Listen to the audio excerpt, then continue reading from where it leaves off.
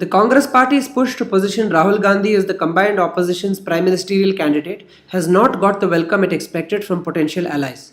No other party except H.G. Devegowda led Janata Dal has come out vocally in support of the plan. Lalu Prasad Yadav's son and Rashtriya Janata Dal leader Tejashwi Yadav even said that other leaders such as Mamta Banerjee, Sharad Pawar and Mayawati could also be potential PM candidates. Mamta's party, the Trinamool Congress, however, simply said that this was an internal party matter for the Congress. Samajwadi Party actually came out against the idea by stating that the choice of PM candidate must be after the elections are over. Clearly, the Congress campaign to get Rahul Gandhi to become Prime Minister is yet to convince their own allies.